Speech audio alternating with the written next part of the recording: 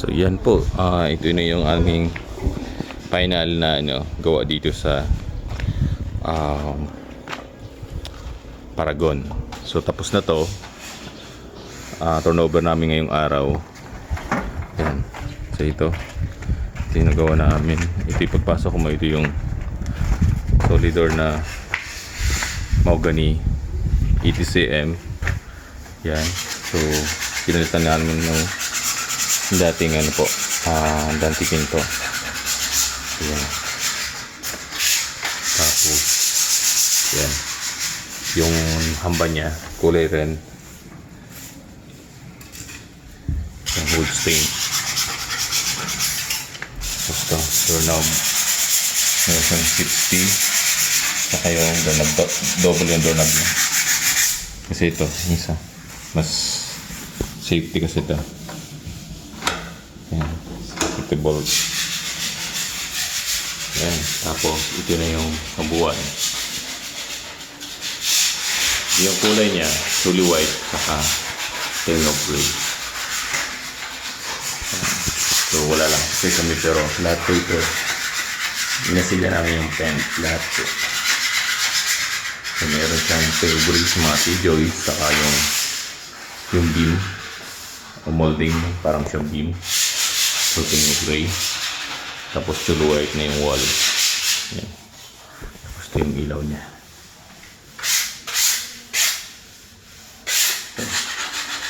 Ito yung ilaw niya sa sala. Same din yung ilaw doon sa dining. Maliwanag siya. Yan. Tapos ito yung dating pinto ng CR. So ngayon wall na lang talaga siya. Kasi yung pinto ng CR nasa part na ng likod. Yan. Pero ito, ano rin din siya, chocolate white din. Chocolate white ang kulay. Tapos ito, yan, bar counter. Yan, lagyan namin ng WPC. Yan. Full floated. Tapos, meron siyang black na, glossy. Glossy para sa kanyang tiles sa bar counter. Tapos yung ilaw, yan, lagyan natin. Sisindihan natin. Okay. Hindi ko pa kasi kumpisado yung switch dito. Yan. Okay.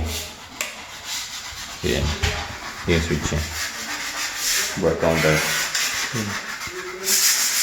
Yung mga food lang. Yan. Meron din siyang outlet. Same din dito sa kabila. Mayroong outlet sa sana. May lagay na kaming sopa. Nilagay namin outlet yan. Yun. Yung tiles niya, saka yung full floated panel. Match lang. Para siyang kakulay din lahat. Tapos, ito yung kusina. Yan, pagpasok ng kusina, ito na. Yan. Malapad, mahaba yung part na lababo. Meron pang outlet. Yan, outlet dito. Tapos yung sink. Kanina yung sink, may bukod akong video dito. Testing na po siya. Wala po siyang leak. Yung mga sa ilalim ng sink. Yan. Tapos, ganyan. Halos dual. Yan, double na angle bulb gamit yan. Tapos dito sa natin, sink, epoxy ANB para wala po siyang leak galing sa floor. Tapos ayan, papunta siya rito. Malakad talaga, marami siyang may lalagay dito sa part ng lababo. Meron siyang outlet dito sa bintana. May ventilation, sabihin presko siya. Meron siyang bintana at open pa yung doon na side sa may front. Yan. Itong kulay nito, parang ginaya na rin siya ng lahat. So, wood stain. Yan. Mahogany wood stain ang ginamit. Ayan, para mas mabuhay yung kahoy. Yan po. Sino rin yung sa hamba. Ayan. Yan, ilabas natin dito. Oh, yan. May ilaw din siya dito sa canopy. Yan natin. Yan, ito yung sa back door. Back door siya pero nakaharap din siya dito sa front. Ayan, meron siyang bintana. Yung half ng bintana yung dati. Pero yun pa rin, papasok yung hangin, ventilation. Tapos meron siya rito sa labas na faucet. Yun. Ayan.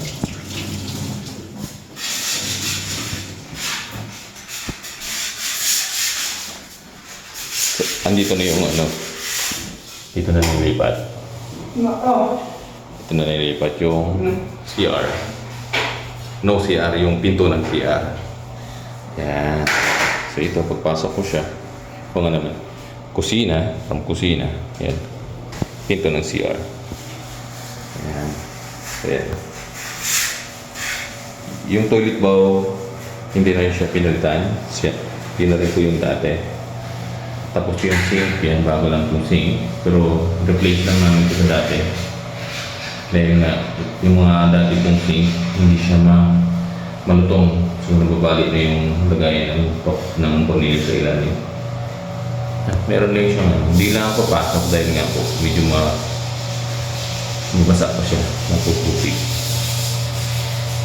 Meron siya lagayan ng mga kung ano, shampoo, sabon, or ano dyan, pabango or ano, personal.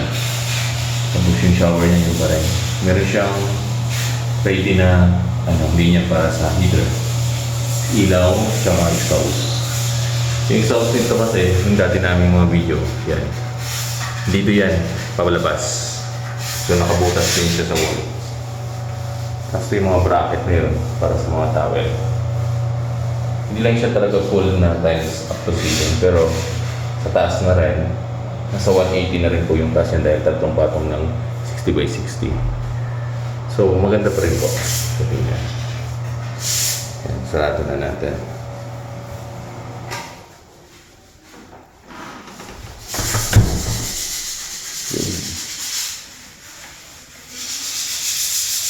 Yung mga supang sa kasi ma'am. So, talagang ano na siya pilipat. Ito na, aakit na tayo. Yung tiles. May tiles rin tayo dyan. Gumamit tayo ng rubber na para sa hindi madulas. Ayan. Mas okay po ito dahil nga po siya.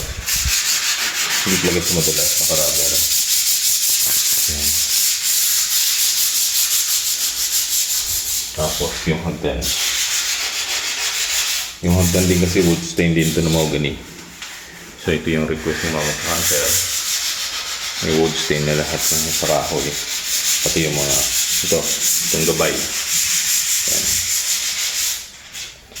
Hindi lang kaanuhan yung wood stain nga dahil na pag minsan dito sa kilikili part na sa sulok, hindi mo talaga siya masiksik dahil nga minsan gagamit tayo dyan ng basahan. Yan. So yung look niya sa gilid parang hindi siya gano'n ka neat, sobrang maganda. So yun, sabi ni kayo sir, okay na rin po yung result na ito. Bakit tayo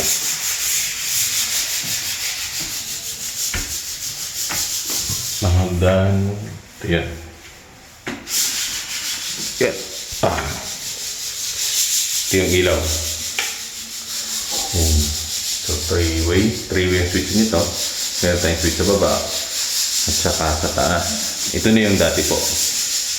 Palisana na ito sa EP ko sa design.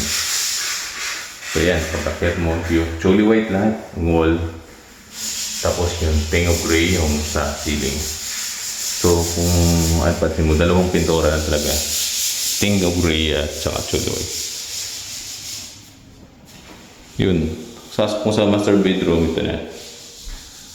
Yun. Sarado natin.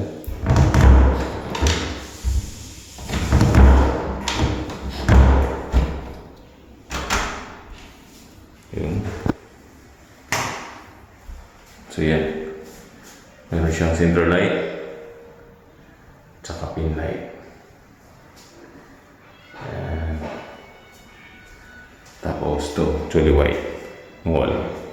Tapos yung cabinet, yun. Yan. Meron siyang cabinet dito. Sarado natin. Yun. So ito yung cabinet niya. White na talaga.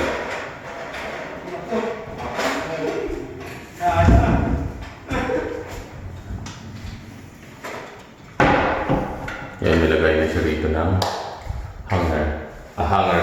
Cortina. Tapos ito, dito si sir. Request niya to, maglalagay sila dito ng aircon. Yun. Yung tiles nito, same lang din. Mula sa flooring sa baba. Tapos sa second floor, parehas lang. Tapos, yan. Ito tayo sa bedroom 2. Same din. Wood stain, mahogany. Tapos yung haba gano'n din, hamba. Wood stain, mahogany. Tapos to, same din. Meron siyang apat na pin light. Isang center light. Tapos, yung ceiling, tin of gray. Yan. So, yan. Meron na silang ready rito mga higaan, foam. So, kasi sabi ni sir, ma'am, bukas, yan, pinata yung lilipat na talaga sila. So, yan po. Ito, window. Pininturahan lang namin to ng dati kong pintura. Close natin yung door. Yun. Yan.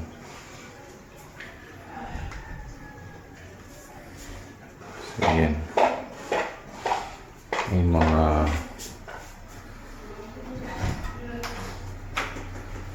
yan. So, ito po. Tapos ito yung lock na sa hagdan wala sa taas.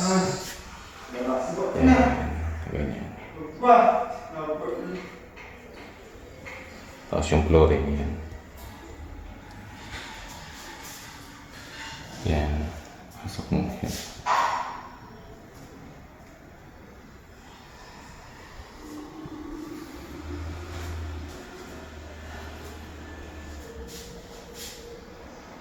So ito po ang aming natapos dito sa Paragon Village po. Thank you po.